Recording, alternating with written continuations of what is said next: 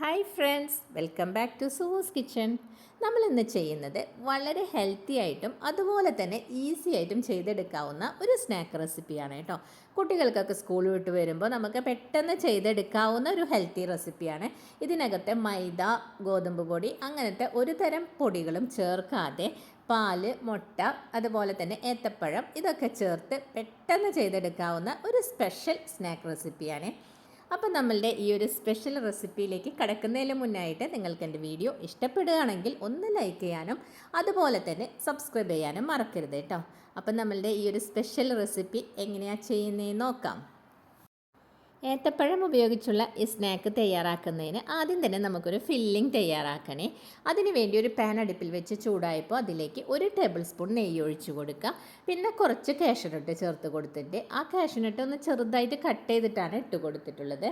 അതൊന്ന് ഒന്ന് colour change വരുന്ന സമയത്ത് അതിലേക്ക് കുറച്ച് കിസ്മിസ് ചേർത്ത് കൊടുക്കുക.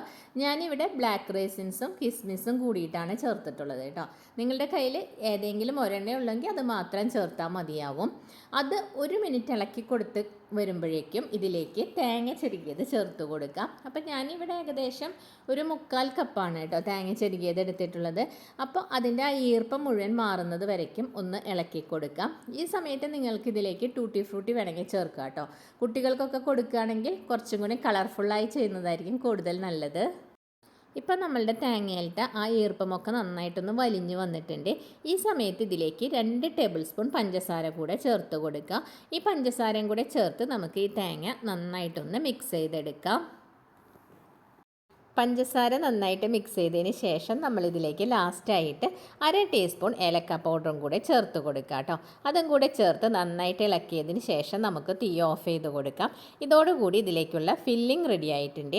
അപ്പോൾ ഇതൊന്ന് തണുത്ത് വരുന്നത് വരയ്ക്കും വെയിറ്റ് ചെയ്യാം. അടുത്തതായി നമുക്കിതിലേക്ക് വേണ്ടത് ഏത്തപ്പഴമാണ്. അപ്പോൾ നമ്മളുടെ സ്നാക്കിൻ്റെ മെയിൻ ഇൻഗ്രീഡിയൻ്റ് ആണ് കേട്ടോ ഈ ഏത്തപ്പഴം. ഇത് ഒന്ന് കട്ട് ചെയ്തെടുക്കാം. ഏത്തപ്പഴം ഇങ്ങനെ ചെറിയ പീസസ് ആയിട്ട് ഒന്ന് കട്ട് ചെയ്തെടുക്കാം കേട്ടോ. ഇനി നമുക്കൊരു ബാറ്റർ തയ്യാറാക്കാനുണ്ട്. അതിന് വേണ്ടി ഒരു മിക്സിയുടെ ജാർ എടുക്കുക. എന്നിട്ട് അതിലേക്ക് നമ്മൾ നേരത്തെ കട്ട് ചെയ്ത് വെച്ച ഏത്തപ്പഴം ഉണ്ടല്ലോ അതിലേക്ക് ഇട്ട് കൊടുക്കാം. ഈ പഴത്തോടൊപ്പം നമ്മൾ ചേർത്ത് കൊടുക്കുന്നത് 2 മുട്ടയാണ് കേട്ടോ. ഈ മുട്ട കൂടി ചേർത്തതിന് ശേഷം നമ്മൾ ഇതിലേക്ക് 2 ടേബിൾ സ്പൂൺ പഞ്ചസാര കൂടെ ചേർത്ത് കൊടുക്കുന്നുണ്ട്.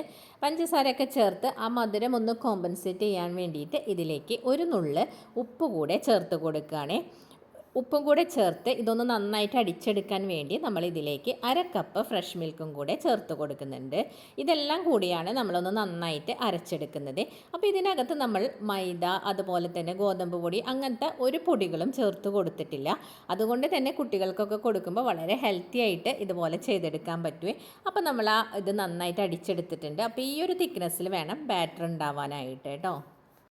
ഇനി നമുക്ക് നമ്മളുടെ സ്നാക്ക് തയ്യാറാക്കാൻ തുടങ്ങാം. അതിന് വേണ്ടി ഒരു സോസ് പാൻ അടുപ്പിൽ വെച്ച് ചൂടായപ്പോൾ അതിലേക്ക് 1 ടീസ്പൂൺ നെയ്യാണ് ചേർത്ത് കൊടുത്തിട്ടുള്ളത്.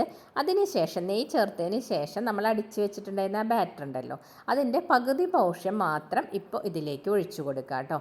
ഇങ്ങനെ ഒഴിച്ചതിന് ശേഷം ഇതിൻ്റെ മുകളിൽ ആ ഫില്ലിംഗ് വെച്ച് കൊടുക്കാം. ഇനി നമുക്കിതിൻ്റെ മുകളിലേക്ക് നമ്മൾ നേരത്തെ തയ്യാറാക്കി വെച്ചിട്ടുണ്ടായിരുന്ന തേങ്ങയുടെ ഒരു ഫില്ലിംഗ് ഉണ്ടല്ലോ അത് ഇതിൻ്റെ മുകളിലേക്ക് വെച്ച് കൊടുക്കുക. ഇങ്ങനെ വെച്ച് കൊടുക്കുമ്പോൾ അരികു വശത്തേക്ക് ഒരുപാട് ആവാതെ ഒന്ന് ശ്രദ്ധിച്ചേക്കണേ. അപ്പോൾ ഇതിൻ്റെ മുകളിലേക്ക് നമ്മൾ ആ ഫില്ലിംഗ് എല്ലാം നിരത്തി കൊടുത്തിട്ടുണ്ട് കേട്ടോ. ഇനി നമുക്കിതൊന്ന് ഒരു 5 മിനിറ്റ് നേരം ഒന്ന് അടച്ച് വയ്ക്കാം. ഈ സമയത്ത് നമ്മളുടെ ഫ്ലെയിം ഒട്ടും തന്നെ കൂട്ടി വെക്കരുത്. കൂട്ടി വെച്ചാൽ പെട്ടെന്ന് അടിവശം കരിഞ്ഞു വരും കേട്ടോ. 5 മിനിറ്റിന് ശേഷം നമുക്ക് ഈ മൂടി ഒന്ന് ഓപ്പൺ ചെയ്ത് ബാക്കിയിരിക്കുന്ന ബാറ്റർ കൂടി ഇതിൻ്റെ മുകളിലേക്ക് ഒഴിച്ചു കൊടുക്കാം.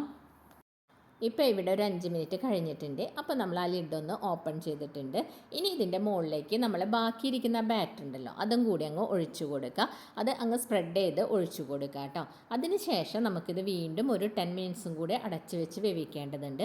ആ സമയത്തും ഒട്ടും തന്നെ ഫ്ലെയിം കൂട്ടി വയ്ക്കാതെ പ്രത്യേകം ശ്രദ്ധിക്കണേ.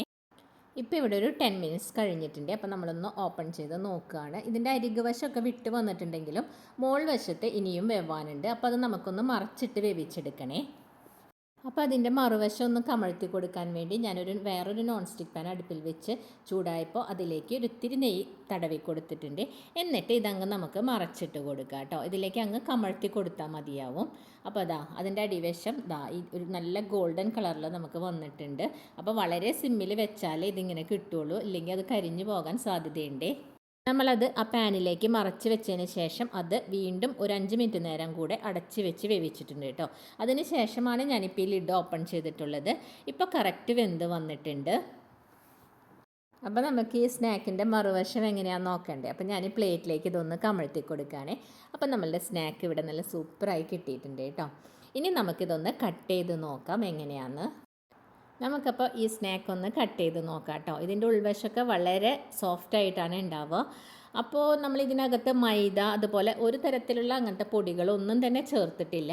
പാലും മുട്ടയും ഏത്തപ്പഴമൊക്കെ ചേർത്തിട്ടാണ് നമ്മളിത് ചെയ്തെടുത്തിട്ടുള്ളത്. ഹെൽത്തി എന്ന് മാത്രമല്ല, ഒരു 10 മിനിറ്റിനുള്ളിൽ തന്നെ ഈസി ആയിട്ട് ചെയ്തെടുക്കാവുന്ന ഒരു സ്നാക്ക് റെസിപ്പി കൂടിയാണ്. കുട്ടികൾക്കൊക്കെ സ്കൂൾ വിട്ട് വരുമ്പോൾ നമുക്ക് പെട്ടെന്ന് ചെയ്ത് കൊടുക്കാൻ പറ്റാവുന്ന ഒരു റെസിപ്പിയാണ് കേട്ടോ. അപ്പോൾ ട്രൈ ചെയ്ത് നോക്കുക. വീഡിയോ ഇഷ്ടപ്പെടുകയാണെങ്കിൽ ലൈക്ക് ചെയ്യാനും സബ്സ്ക്രൈബ് ചെയ്യാനും മറക്കരുതേ.